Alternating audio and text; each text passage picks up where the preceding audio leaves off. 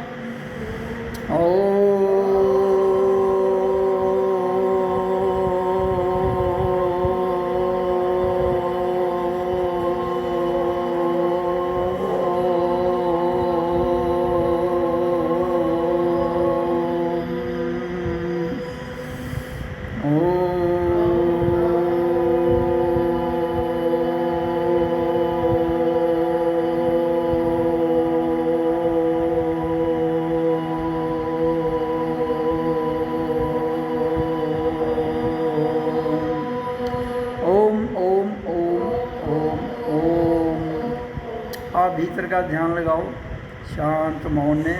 ओम सो अहं ओम मैं हूँ। ओम सो अहं ओम मैं हूँ। शांत ध्यान आज्ञा चक्र में और शब्द निरंतर चलता रहे।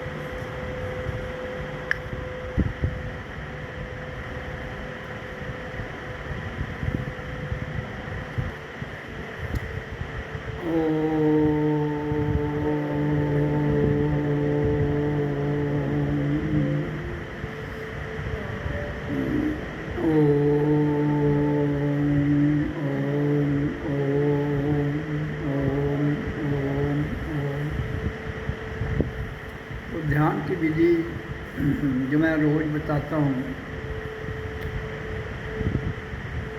और रोज़ उसका अभ्यास करवाया जाता है, तो जिसमें सर्वप्रथम 5 से 10 मिनट ओम का उच्चारण है पहले चरण में। दूसरे चरण में ओम सो अहं ओम मैं हूँ, तो जिसका अभ्यास किया भी हमने, दूसरे चरण का भी अभ्यास किया, पहले चरण का भी किया, और तीसरे चरण का अभ्यास जो है वो हम करते हैं। उसमें क्या है, केवल श्वास आ रही है जा रही है उसे महसूस करना है, देखना है, और ध्यान भ्रिकुटी और उसके ऊपर आज्ञा चक्र से लेकर परम धाम के बीच ध्यान रहना चाहिए, ताकि हम अपनी पहचान कर सकें, ताकि हम अपने आप को जान सकें, ताकि हम अपने आप को ये ना समझें कि हम शरीर हैं, हम मन हैं, हम बुद्धि हैं, हम संसार हैं। ऐसा कुछ नहीं है।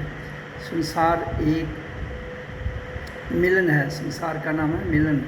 तो मिलन संसार में दो से होता है, और इसी संसार में रहते हुए एक में जाना है।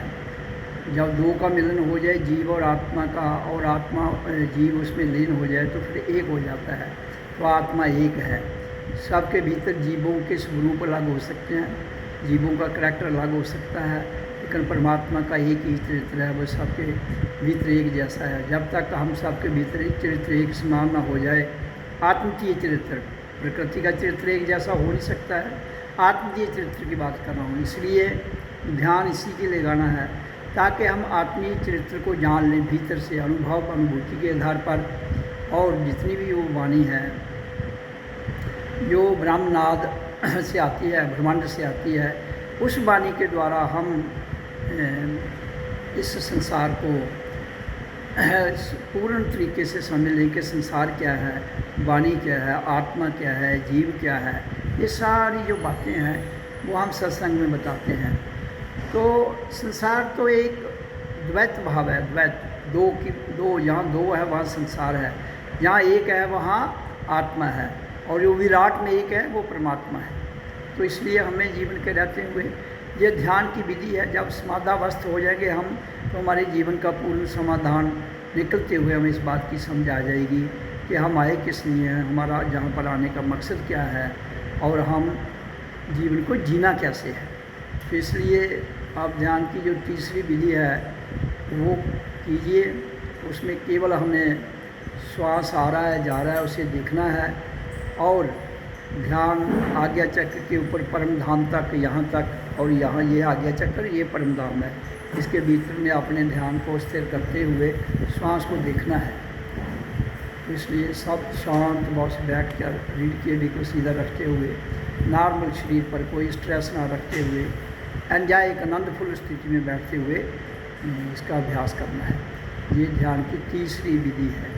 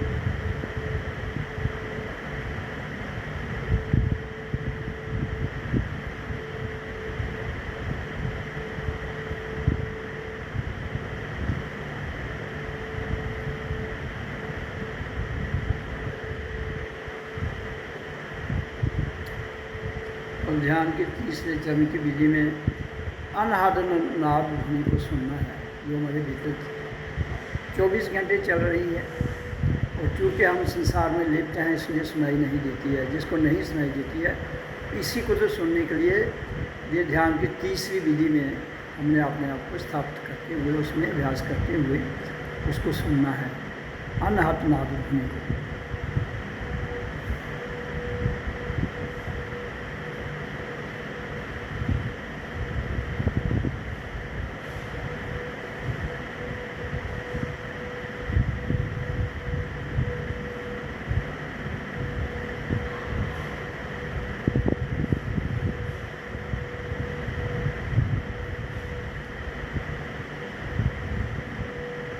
बिल्कुल रिलैक्स मूड में बैठना है, कोई स्ट्रेस, कोई दबाव नहीं देना है। ऐसा अपने आप को हल्का महसूस करना है कि जैसे आप अपने आप में एक आनंद की स्थिति में एक बहुत बड़ी लाइट जो हल्का है महसूस करते हुए अपने आप को जानो, अपने भीतर जाइए।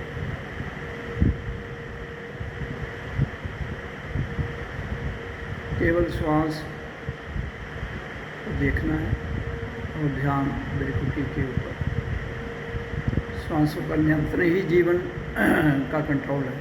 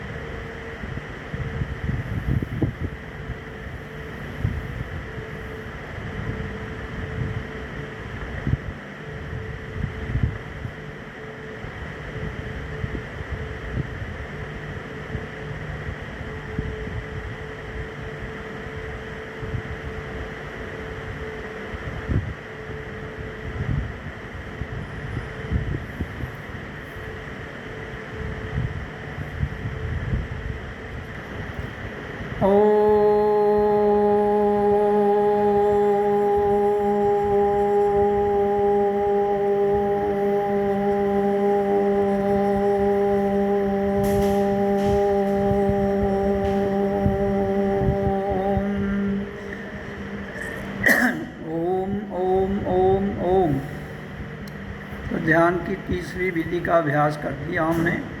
तो तीनों विधियों का अभ्यास संपन्न होता है। तो तीनों विधियों का जो ध्यान है वो उसका अभ्यास हमने कर लिया है। तो 1 घंटे 10 मिनट का अभ्यास होता है ये। तो जिसमें पहली विधि में ओम का उच्चारण 5 से 10 मिनट करना है, आप सबको पता है, फिर भी मैं सत्संग में उसको अभ्यास में रिपीट करता हूँ, क्योंकि अभ्यास करते करते करते एक दिन हम परिपक्व हो जाते हैं तो अभ्यास छूट जाता है। तो उच्चारण पहले 5 से 10 मिनट किया, उसके बाद दूसरी उसकी विधि जो है वो आधे घंटे की है, जिसमें ओम सो अहम ओम मैं हूँ लंबा करना है शांत भाव में, पहले श्वास भर लेनी है, फिर ओम सो हम ओम मैं हूँ लंबे श्वास छोड़ देना है। उसकी विधि आधा घंटा है, वो भी कर ली। उसके बाद नेक्स्ट था तीसरा, जो केवल श्वास को देखना है, आ रही जा रही है, और ध्यान भ्रिकुटी से लेकर टॉप ऑफ द हेड तक हमें उसके भीतर ही रखना है, और अनहत नाद ध्वनि अनस्ट्रक साउंड जिसको कहते हैं उसको सुनना है। जो ओम की ध्वनि है ये नाद है, जो हम बैकरी ध्वनि ओम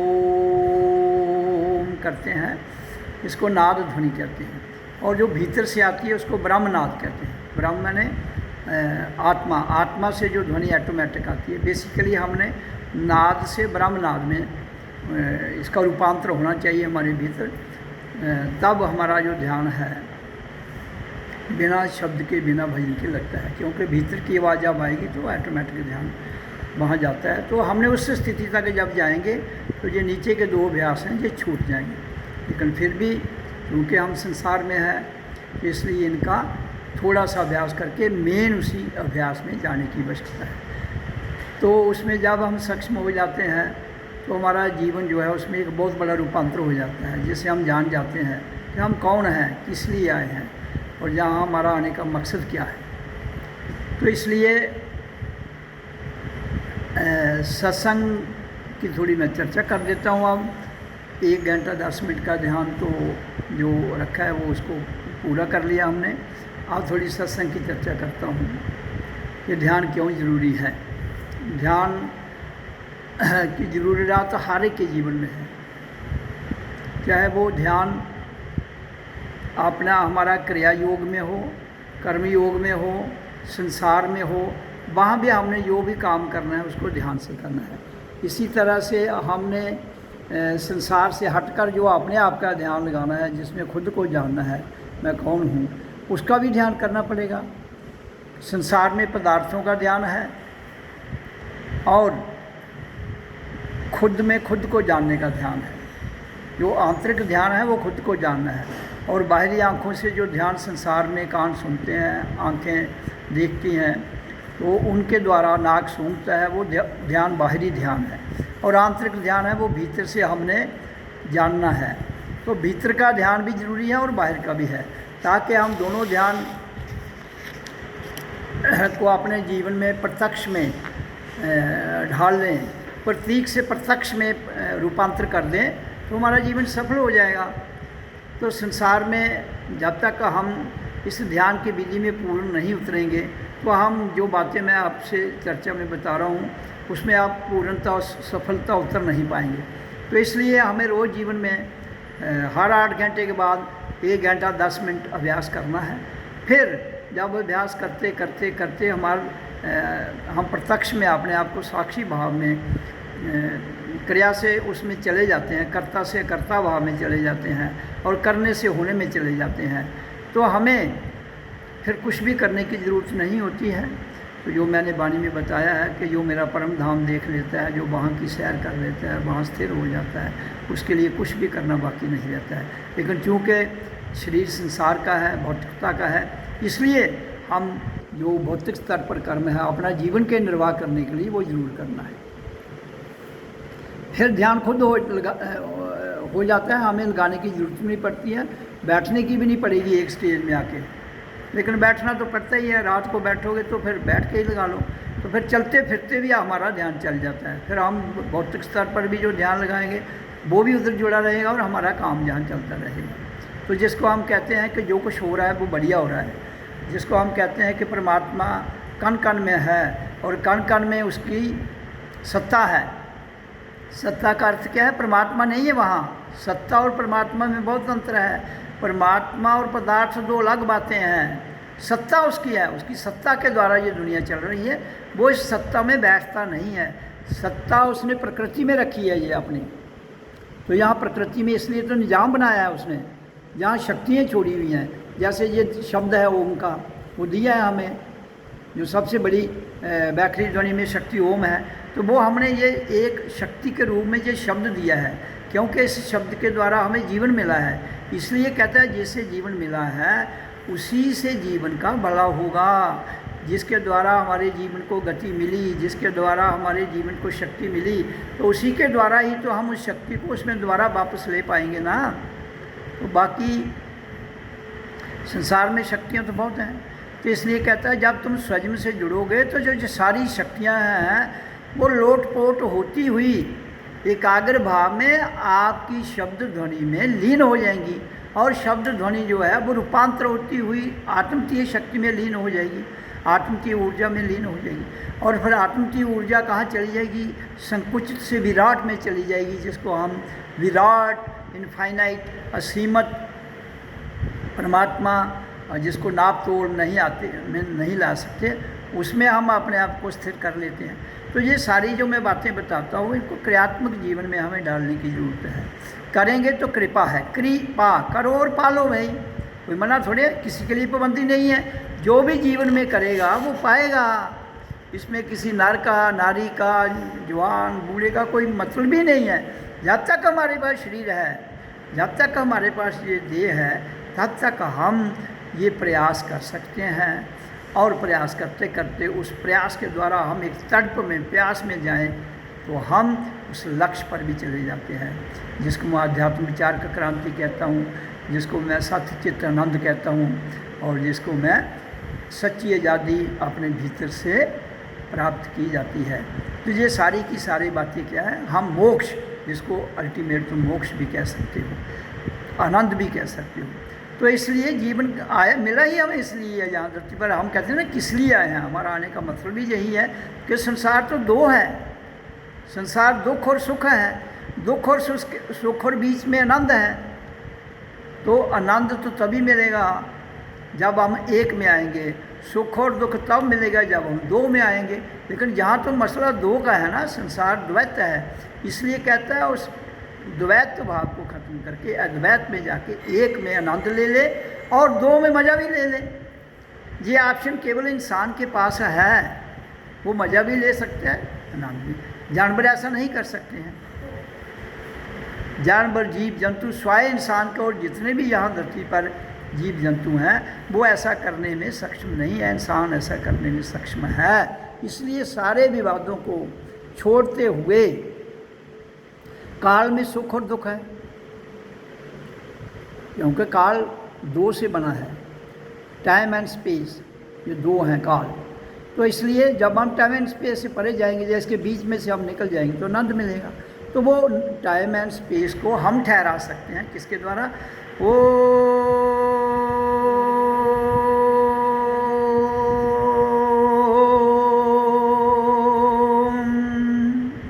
तो इस ध्वनि के द्वारा टाइम एंड स्पेस को, समय और स्थान को हम कंट्रोल करते हुए, इसमें श्वास भी है, उसको कंट्रोल करते हुए इसमें बुद्धि है, मन है, इसमें इंद्रियां हैं, वो सब का नियंत्रण करते हुए हम एकीकरण में आ जाते हैं, जहाँ फिर हम वासुदेवम कुटुंबम, पूरी धरती एक परिवार है, उसका एहसास कर लेते हैं।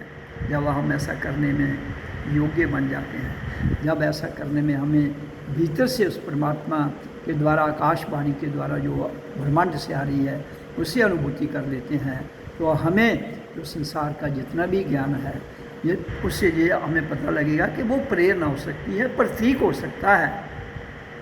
लेकिन प्रेरणा और प्रतीक फाइनल नहीं है भाई। फाइनल तो आपको उसमें वो आगे बढ़ना है, प्रतीक से आगे बढ़ना है। अगर आप उसी में फंस के, प्रेरणा और प्रतीक में फंस के रह गए, आगे नहीं गए, तो जीवन को तो गुजर जाएगा। Time does not wait for anyone, समय किसी का इंतज़ार नहीं करता है। तो जब इंतज़ार नहीं करता और उसकी पकड़ भी उस पर रहती है, तो ये इंसान मन का गुलाम, बुद्धि का, इंद्रियों का, जैसे काल की शक्ति है। मन, इंद्रियां, बुद्धि, आँख, कान, जो बाहर फैला हुआ है ये सब काल है। तो इसलिए इस काल को समेटने के लिए हमें अपने भीतर जाना पड़ेगा। जिसने ये काल को समेट लेंगे तो उस दिन हमारा धरती पर आने का जो लक्ष्य है वो पूर्ण हो जाता है। जिसके लिए मैं कहता हूँ भाई वी हैव कम, हम क्यों आए हैं, वो मकसद बयान हो जाएगा। जब हम खुद को खुद से जान लेंगे तो मैं कौन हूँ, फिर उसकी समझ आ जाएगी कि मैं हूँ, मैं हूँ, मैं हूँ भगवान, मैं हूँ परमात्मा, मैं हूँ आत्मा। वो हमारे बिना कोई नहीं है, क्योंकि रियलाइज़ हमने करना है। जब तक कोई रियलाइज़ नहीं करेगा तो कैसे जान पाएगा what is this, what is that. वो इंसान ही है जो ये बता सकते हैं what is this, what is that, where, there, here, nowhere. तो ये सारा ज्ञान अनुभूति किसको होती है? इंसान को, जानवरों को नहीं। लेकिन इसलिए ही ये परमात्मा का जो नाम दिया है तो उसमें जो लीन हो जाता है वो मुक्त हो जाता है, उसमें जो लीन हो जाता है वो सत्य चित्तानंद, सच्चिदानंद हो जाता है, उसमें जो जाता है वो आनंद में हो जाता है, और उसमें जो जाता है वो विकार में हो जाता है, विकार से आगे निर्विकार हो जाता है। तो इसलिए तभी हम कहते हैं तुर्यातीत, कालातीत, गुणातीत, भावातीत। हम सब ने तभी हो पाएंगे जब हम शरीर, मन, बुद्धि जो जहाँ है उसको ना छेड़ना है, ना कुछ करना है, वो जहाँ उसको वहाँ ही छोड़ते हुए हमने अपने आप को इसके आगे ले जाना है। जैसे कमल की डंडी पानी और कीचड़ में रहते हुए जो कमल खिलता है वो उसके ऊपर है, इसी तरह से हमारा भी सहस्त्र दल कमल कहाँ खिलता है, ये इसके नीचे जो है एक डंडी शामिल हुआ है, उसके ऊपर ये एक मुखड़ा है, और कमल जो ये ऐसा तो ये ऊपर ऐसे खिल जाता है जिसको सहस्त्रहार, सहस्त्र का मतलब हजारों, यहाँ जिसकी पंखड़ियाँ हों तो वो कमल का फूल। इसी तरह से हमारे भीतर भी एक कमल के फूल की तरह एक निर्लेप जो जीवात्मा है वो यहाँ प्रकट हो जाती है, और उसको फिर परम धाम में हम उस आनंद में चले जाते हैं। तो टाइम एंड स्पेस कहाँ तक है, यहाँ तक, यहाँ हमारी इसके नीचे डंडी है, सब कुछ है, लेकिन इसके ऊपर जब कमल खिलता है तो उसी को आत्म की ये ज्योत कहते हैं। तो वो पूरे आकाश में फैल जाता है, वो पुंज, वो ज्योति पुंज पूरे आकाश में फैल जाता है। तो वहाँ से ही हमारा ये जो संसार है टाइम एंड स्पेस से परे हम अपने आप को स्थिर करते हुए, अपने आप में अनुभूत करते हुए, अपने आप को जानते हुए, संसार के तथा कथित जो बातें हैं, जो प्रतीक हैं, जो प्रेरणा हैं, उनसे आगे निकलते हुए उस सच को जान लेते हैं जो हम सब के लिए एक है, दो नहीं है। हम सब इंसान हैं, हिंदू नहीं, मुसलमान नहीं, सिख नहीं, ईसाई नहीं, बौद्ध नहीं। ये तुम इनको कितने भी नाम दे सकते हो, वो यार हम नाम तो नहीं है, हम एक हैं। नाम करोड़ों हो सकते हैं लेकिन आत्मा एक है। इसलिए नाम के चक्कर में नाम एक डोर है, इसलिए नाम के चक्कर से निकलते हुए डोर को भी छोड़ना पड़ेगा, तभी हम सत्य को जान पाएंगे, तभी हम अपने आप में स्थापित अपने आप को कर पाएंगे। तो यहाँ संसार में तो सारा सिस्टम जो है वो माया का है। तो माया का सदुपयोग करते हुए आगे बढ़िए, उसका दुरुपयोग नहीं कीजिए, किसी बंधन में ना फंसिए, स्वयं को जानिए।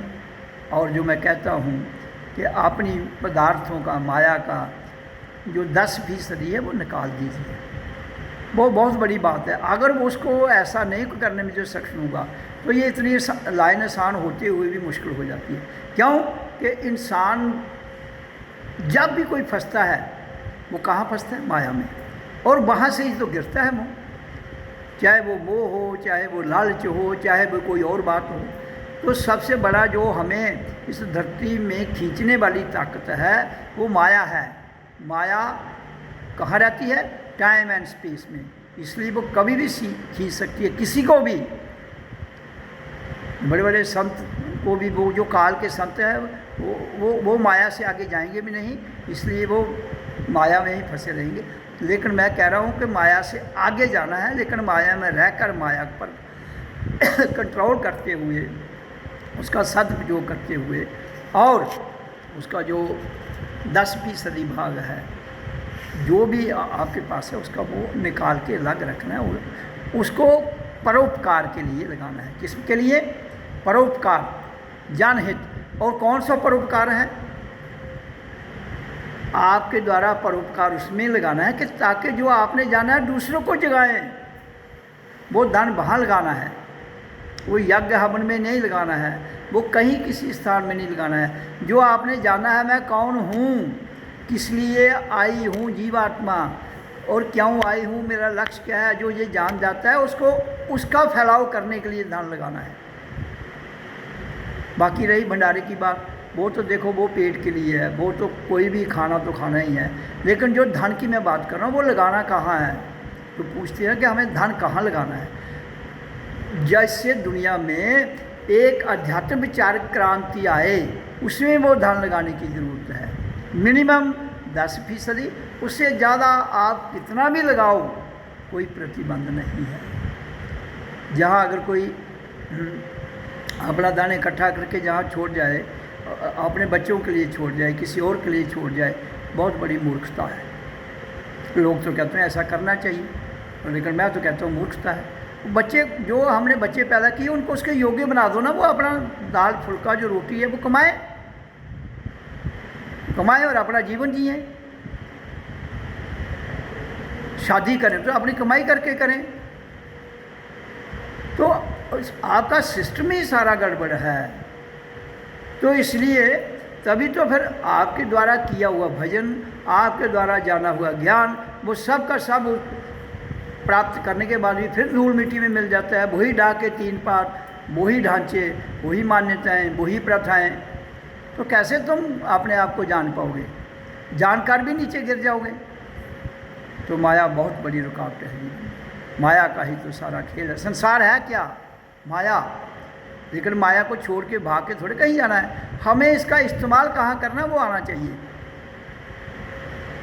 संसार के बड़े बड़े फंक्शनों में लोग करोड़ों रुपए खर्च करते हैं।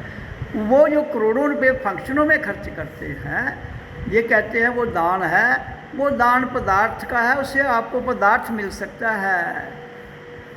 लेकिन पदार्थ तो उतना ही चाहिए जितना शरीर की रिक्वायरमेंट है। ज़्यादा क्या करोगे? ढेर लगाओगे और ढेर विस्फोट होगा तो आपको भी उड़ाएगा, औरों को भी उड़ाएगा। तो इसलिए मैं कहता हूँ कि भजन के साथ साथ हमारे भीतर समर्पण भाव, जब तक भक्ति का अर्थ क्या है? समर्पण भाव। वो समर्पण भाव आना चाहिए। हमारे अंदर से दो प्यार है, प्रेम उमड़ना चाहिए जो एक है। तो जब तक हम ऐसा करने में सक्षम नहीं है बंधुओं, तब तक तो फिर ध्यान का कोई सरोकार नहीं रह जाता है। करते हुए भी आप पूजा करिए, ध्यान करिए, कुछ भी करिए, अल्टीमेट हमने टाइम एंड स्पेस से, समय और स्थान से आगे जाकर ही मुक्त हो सकते हैं। तभी इस दुनिया में शांति आ सकती है। तो हम सबका फर्ज बनता है दुनिया में शांति लाना। और शांति किसने फैलाई है? हमने। हम का मतलब कौन है? हमारे पूर्वज हुए, उनके पूर्वज हुए, उनके पूर्वज हुए। हम थोड़े मतलब, और फिर हम दोबारा यहाँ आ रहे हैं तो हम वर्तमान में उसको ठीक करने के लिए हैं, और गंदगी फैलाने के लिए थोड़े हैं, और शांति फैलाने के लिए थोड़े आए हैं। लेकिन जो पुराने रीति रिवाज है उसमें घिसे पिटे जो बातें हैं, जो मैं उनके क्लियर करता हूँ, तो उसमें कोई निकलना नहीं चाहता है। तो कहते वो दुनिया मान रही है तो हमें क्या दिक्कत है? तो भाई दुनिया मान रही है तो फिर दुनिया के साथ चलोगे तो दलदल में जाओगे, और मेरे साथ चलोगे तो दलदल से निकल जाओगे। ये फैसला आपने करना है। मुझे तो कोई फ़र्क पड़ने वाला नहीं है, क्योंकि मुझे ना तो दलदल कुछ कर सकता है, ना कोई दलदल से ऊंचा स्थान कुछ कर सकता है। मैं निर्लेप हूँ, निर्लेप रहता हूँ। इस दुनिया का हर आनंद लेते हुए, मौज लेते हुए, मस्ती लेते हुए मैं फिर भी निर्लेप में रहता हूँ। मैं कभी भी कहीं भी नहीं फंसता।